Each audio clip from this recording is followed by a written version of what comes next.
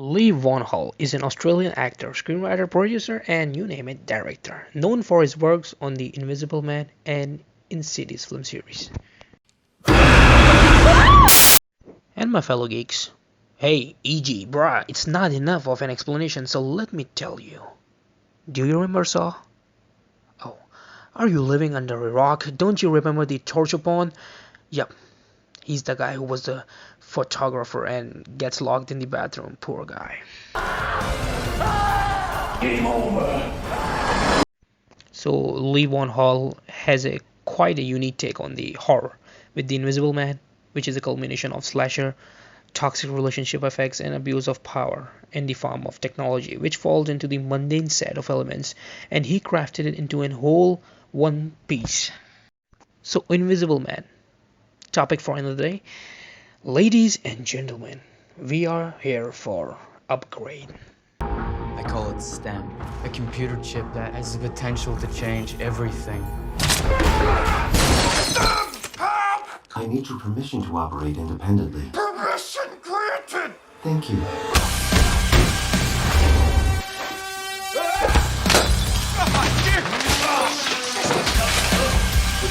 Stay down, man. You now have full control again, Gray.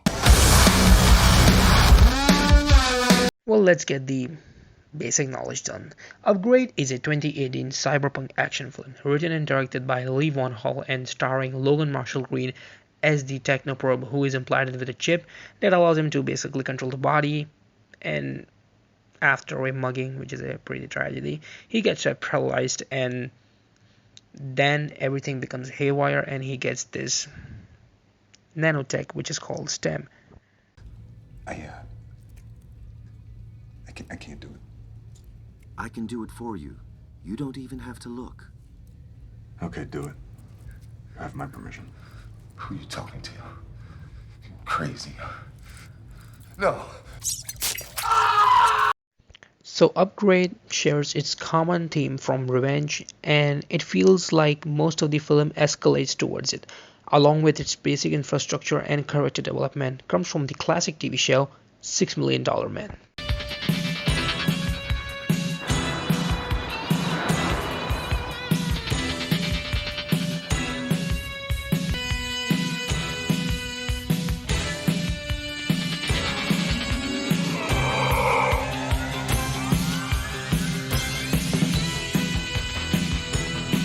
The aforementioned show also sees a man become cybernetically enhanced through some modification, and as a product of its time, most of its enhancement comes from bionic components, while Upgrade uses the nanotech and neural chips, which pretty much speaks to you like you talk to yourself in loneliness. Okay, Stem, what are we doing, man? Just relax. If you just see his face, protagonist face of course, his details like they are visibly there. That's how it comes to play. How this guy interacts with its friend or nanotech friend. Okay, all right, so what's the plan? What are we doing? The film's use of dark humor breathes life into the relationship of our two characters, namely Stem and Greg, with pacing making them even more comfortable to each other and reliant to execute the hurdles that comes in their way. Well, the movie has some wacky jam like some henchmen with guns for hand, and who can forget Stem? And the rest of the world's future. I call it STEM. Wow. That is the most incredible little roach. STEM acts as a chip which garners the capability of controlling a human's motor function. As seen throughout the film, the possessor of this chip have access to a variety of superhuman skill set like superhuman strength, durability, endurance, and also having the ability to hack computers with access in database and the near infinite stamina.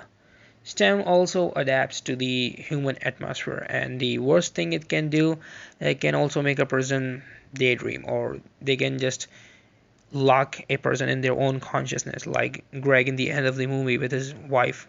Like it can just stuck a person into a loop where he can be forever with his loved one, like a Matrix. Well, props to the writer who crafted this technology not as your mere sci-fi plot device but as an entity that divulges further and shows the potential of an AI. The film's craft of STEM is the main highlight, and direction of Lee Van Hall showing how its presence would look like if it were to have control. Well, usually works on the command of the wearer, but as a sentient AI, it preys on the weakness of wearer, tricking them into believing that they are helping the guy. Well, it does not ask how to execute a task, like in this scene.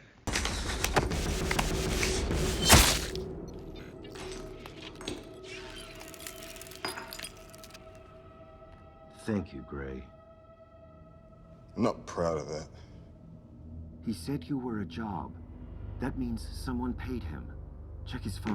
So, if you ask me if there's any negative about this film, yeah, I have. Like, truth to be told, I have plenty of it.